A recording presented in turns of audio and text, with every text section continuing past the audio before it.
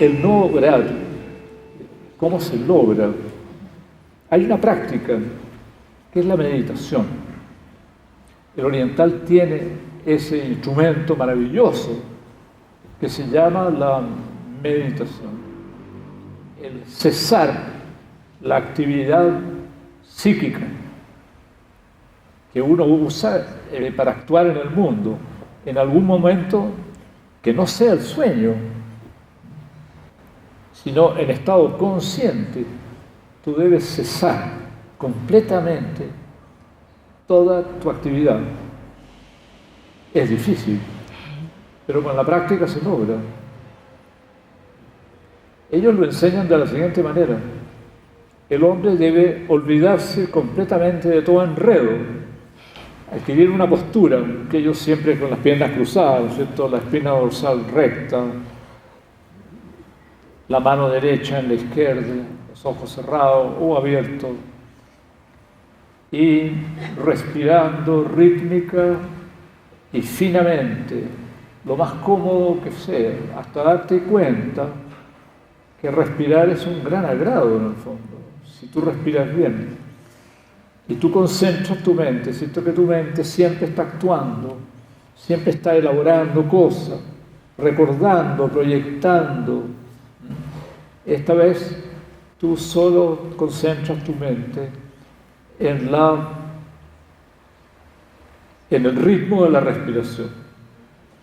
Porque según la teoría del yoga hindú y chino, la respiración es actividad mental también. Entonces se logra un estado de reposo absoluto. Ahora, en ese momento no vas a recibir ninguna revelación del cielo, a menos que sea un profeta, ¿no? Pero con el tiempo, si introduces ese elemento en tu vida de cesar completamente la actividad psíquica, tú te empiezas a sanar mentalmente sin darte cuenta, porque en el fondo estamos todos locos, no sé si se sabrán. Estamos todos chiflados, absolutamente locos.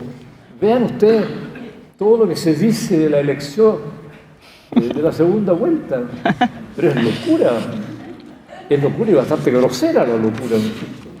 Es chifladura absoluta. Entonces, con esta práctica tú te empiezas a sanar. Y empiezas a sentirte muy bien, empiezas a sentirte que es más calmado, que adquieres más sensibilidad con esta receptividad, porque ese estado es receptivo por excelencia, no activo. Ese estado te hace más sensible a los demás, te vuelves más delicado con los demás, más sensible al sufrimiento o al gozo de los demás.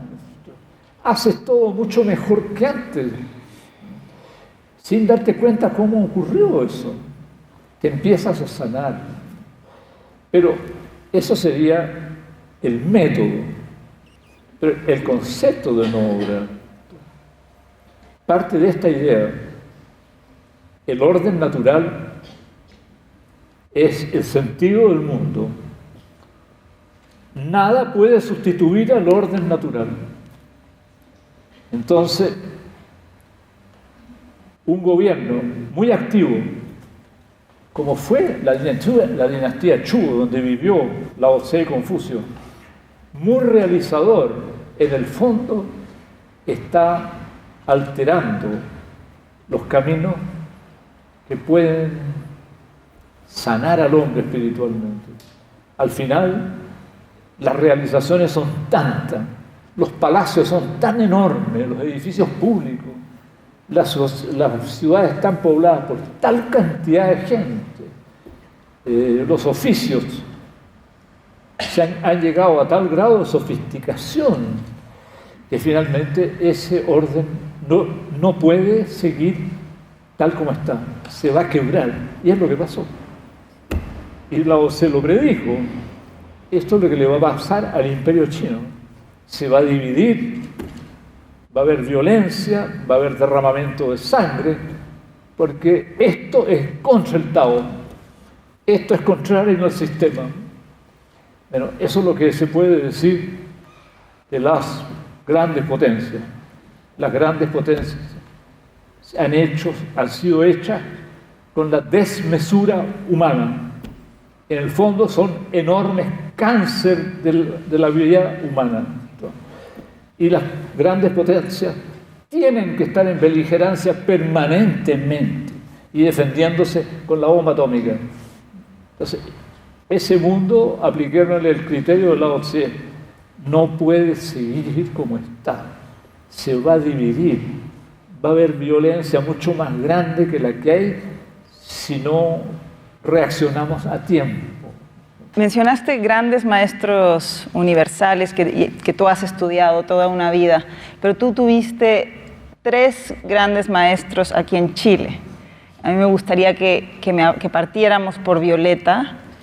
¿Cuál fue la gran enseñanza que ella te transmitió, además de la pasión por el mundo de la sabiduría popular chilena? Ella como persona, ¿qué fue lo que te enseñó? ¿Qué fue lo que transformó en ti? Pero yo tuve 3 maestros. Uno de ellos era discípulo del Mahatma Gandhi, así que tuve información de primera mano del maestro hindú, y fue discípulo de Shivananda para lo que es la meditación del yoga. Un gran personaje. Era siciliano. Y cuando mi padre, que era muy aficionado a la historia, lo vio, me dijo: oye, este es un príncipe, me dijo. Pregúntale de quién desciende. Yo le pregunté: el diario dice, maestro, que usted desciende de una noble familia de Sicilia. Y él me dijo: sí, yo desciendo del fundador de la mafia siciliana.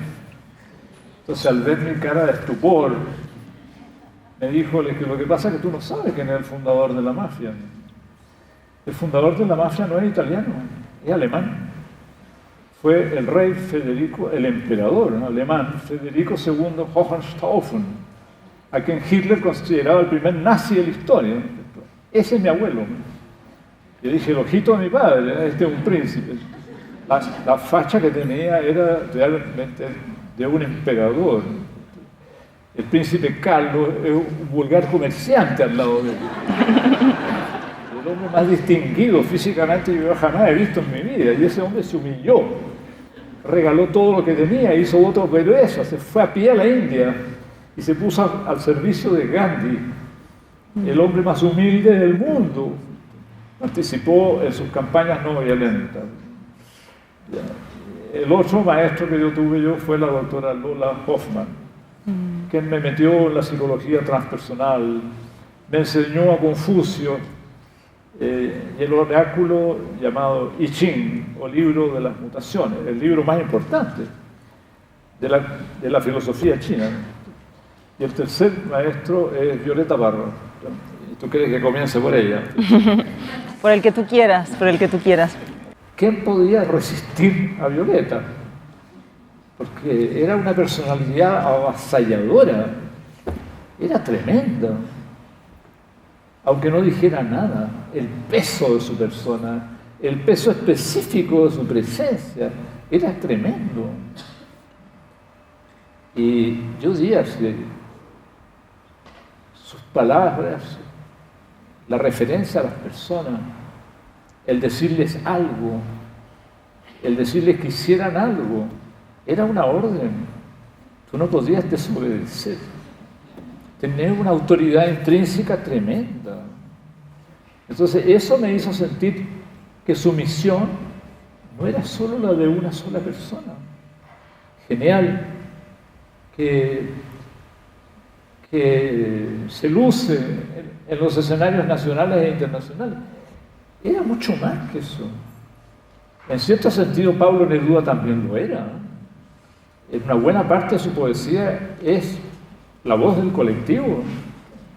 Es la voz del colectivo. En el Memorial de Isla Negra, en el Canto General, en muchos poemas, es la voz del colectivo. Y no solo del colectivo chileno, del colectivo americano. Y ahí el libro que yo escribí sobre él, ¿no? Pablo Neruda, profeta de América. Parece fuerte la palabra, pero yo siento que es así. Entonces, ella me metió en todo esto. Ella no se pensaba como una persona que es académica, que pertenece a la cultura ilustrada que se maneja en las universidades. No, ella se expresaba de un modo sencillo, como campesina, pero con mucha sabiduría y con una gran fuerza. A veces ella no podía explicar lo que quería decir y uno tenía que entenderle nomás. Uno tenía que entenderle. Ella nos dio orden a muchos de nosotros. Yo creo que por lo menos 100 personas han recibido órdenes de actuar en un determinado sentido.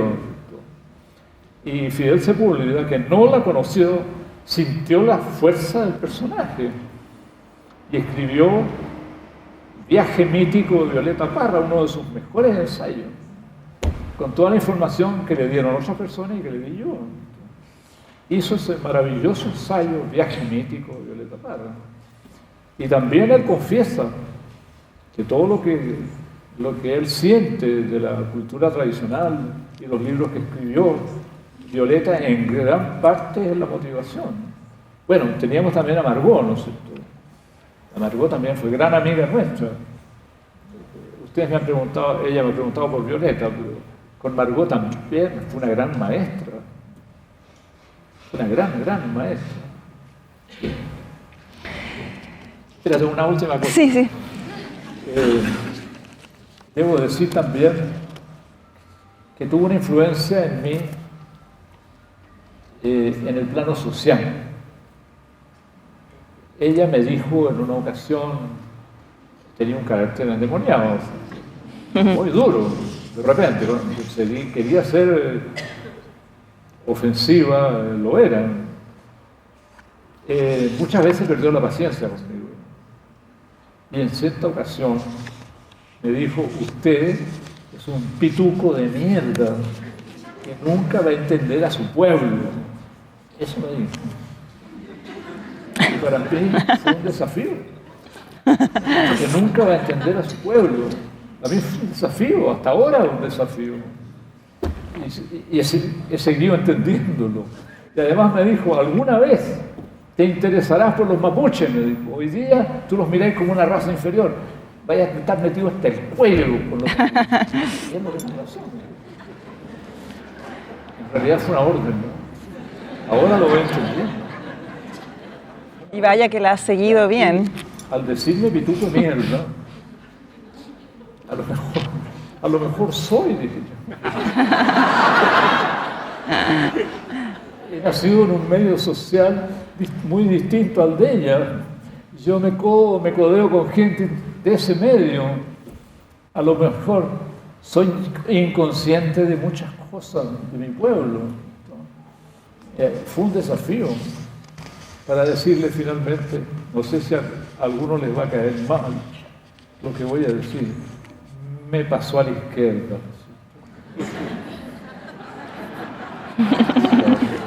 Claro, rápidamente. Ahora que mencionas el tema mapuche, tú también eres un gran conocedor de la cosmovisión y de la espiritualidad mapuche.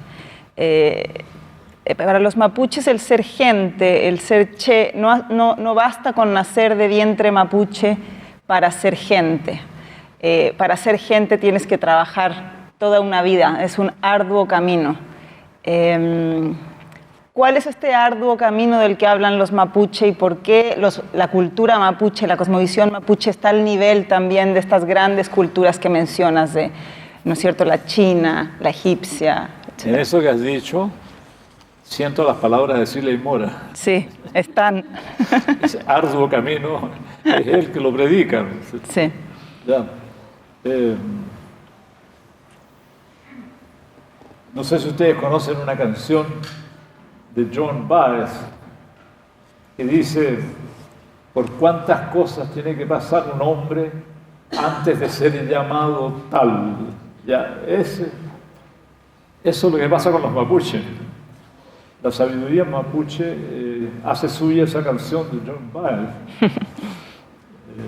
Digamos que todo hombre es un proyecto a hombre nomás, ¿no? Es un proyecto a hombre, solo le llega cuando ha madurado espiritualmente. No son aptos para entrar en los grandes temas de la sabiduría los hombres mapuche antes de los 40 años. Porque los 40 años para el varón es como una frontera que la vida le pone. A los 40 años los hombres hacen un halt. ¿Y qué pasa en ese halt? Ahí surgen las preguntas más graves. Es un momento doloroso. ¿Qué he hecho? ¿Qué he hecho en mi vida? ¿En qué me he transformado? Éticamente, ¿he actuado o no éticamente? ¿He desarrollado mis aptitudes? ¿O he juzgado con la vida nada más? Todas esas preguntas surgen a los 40 años. Por eso, incluso entre los hebreos, la cábala, que es el conocimiento más profundo de la Sagrada Escritura, solo se puede estudiar después de los 40 años. Los mapuches comienzan a filosofar después de los 40 años. Bueno, antes se preparan para eso, claro. Ellos tienen muy claro, lo mismo que el sabio popular anónimo criollo, de habla castellana y religión cristiana. Es la misma concepción. El hombre que no se conoce a sí mismo no es un hombre válido. Será siempre traicionado por sus impulsos.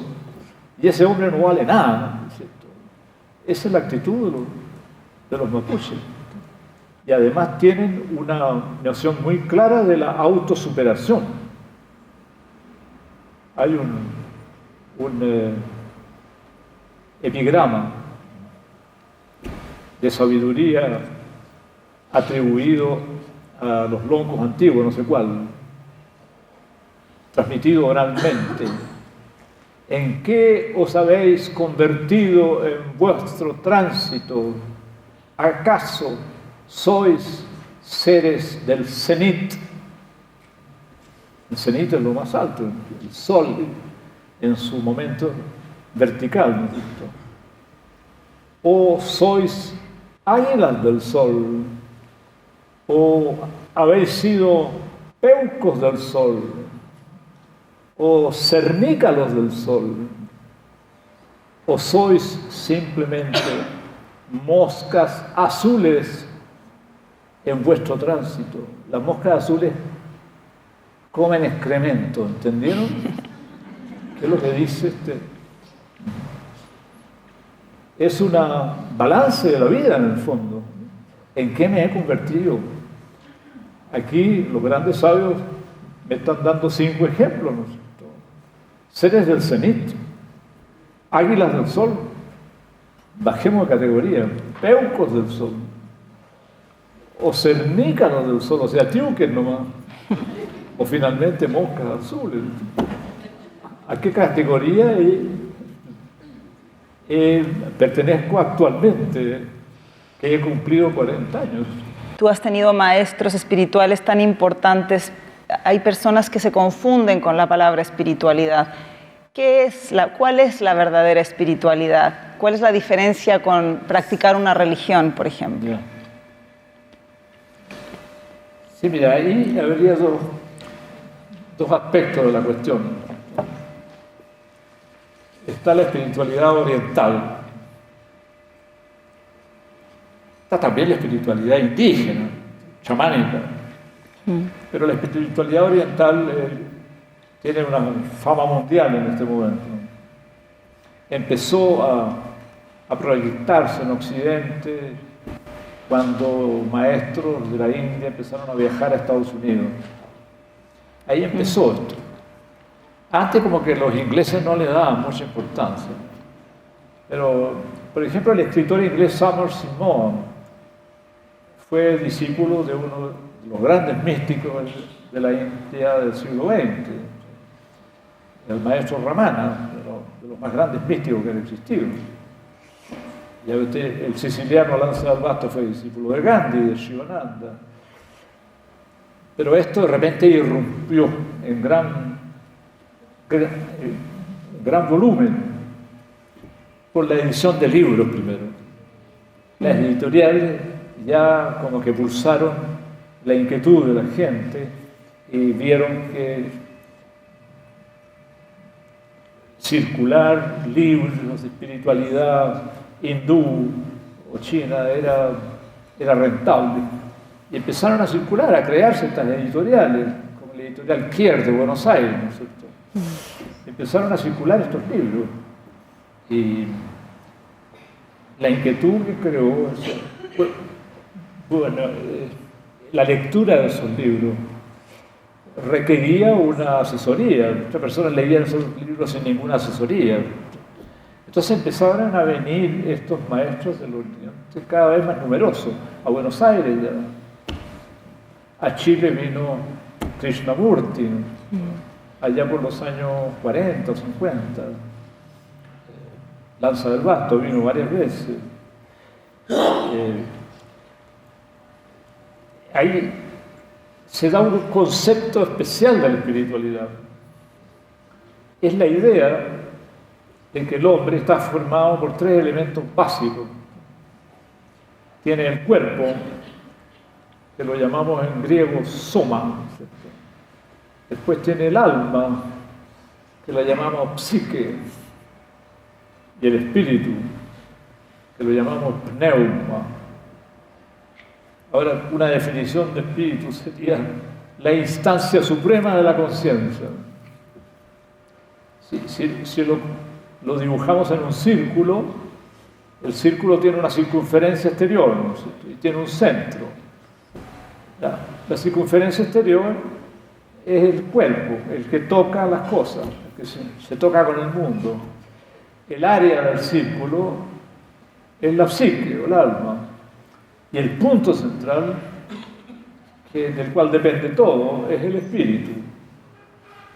Entonces, en la espiritualidad mapuche, por ejemplo, el alma se llama Am, y el espíritu se llama Puyu. Entonces, el deber de un hombre que busca la verdad, que busca la sabiduría, que quiere autosuperarse, es desarrollar el Puyu lo más posible,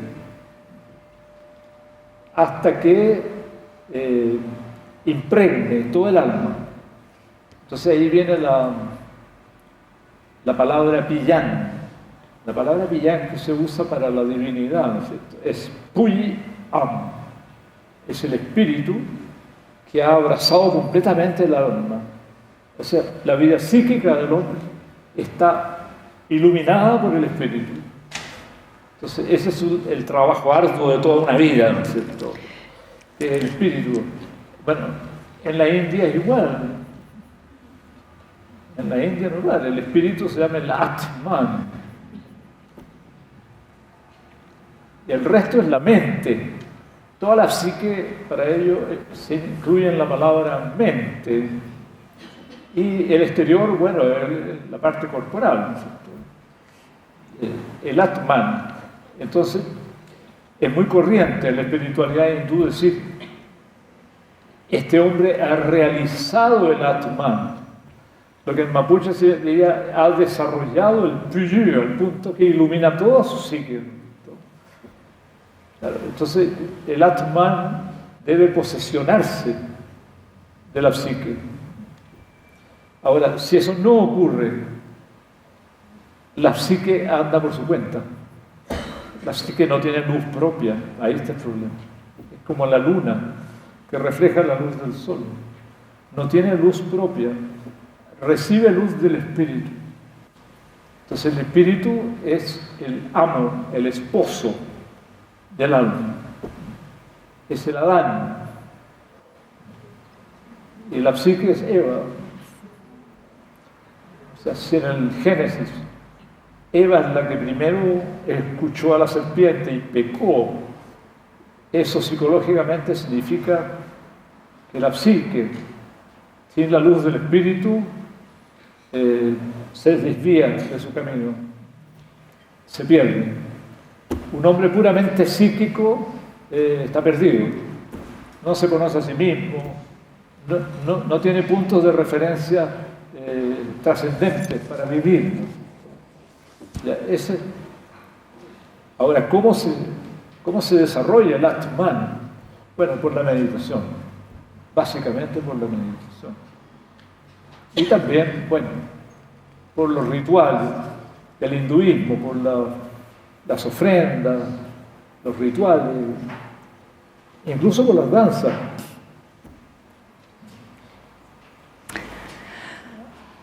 Ahora, demos vuelta a la mágica. ¿Qué es lo que se entiende por espiritualidad en la Biblia? O más personificado, ¿qué entiende Jesucristo o los profetas de Israel por el Espíritu? Si ustedes leen los Evangelios, no existe este instrumento oriental que se llama la meditación. No existe. Porque el punto de vista del monoteísmo haría como que rechazaría, no rechazaría sin entender. No es la actitud que corresponde al monoteísmo israelita, la meditación. Es como una decisión que tú tomas de autoeducarte espiritualmente. Eso no es compatible con el monoteísmo bíblico. Ahora, ¿cuál es la espiritualidad del monoteísmo bíblico? Primero existe una conversión en que el hombre entiende que tiene que cumplir la ley de Dios. Eso en el Antiguo Testamento. Tiene que cumplir la ley de Dios. Amar a Dios sobre todas las cosas, honrar a su padre y a su madre, no adulterar, no robar, no matar, no levantar falso testimonio, en fin. Debe convertir éticamente su persona. Para eso tiene que existir una motivación muy fuerte. Y esa motivación la da la fe en Dios. Pero vamos al caso de Jesucristo. Varias veces el Evangelio dice, Jesucristo se retiró a orar, y subió a un monte y pasó toda la noche en oración, o en la agonía del huerto, oraba cada vez más intensamente, diciendo, Padre mío, si es posible, aparta de mí este cáliz, pero no se haga mi voluntad sino la tuya. Pero siempre dicen oraba. Y los profetas de Israel, Isaías, Ezequiel, Daniel, Elías, todos oraban. Entonces, ¿dónde está el instrumento de la espiritualidad bíblica? Está en la oración. Ahora, ¿qué supone la oración? Hablemos psicológicamente. Análisis que hace Carl Gustav Jung, y también lo hacía la doctora Hoffman. ¿Qué supone la oración? Supone que hay una instancia suprema del ser, a quien llaman Yahvé, o Jehová, o en la India, Brahman, o en la China, el cielo, o el soberano del cielo. Una instancia suprema que está al margen de todos nuestros problemas, pero que posee la facultad de darte a ti lo que tú no puedes darte a ti mismo. Eso es muy importante, es tremendamente importante.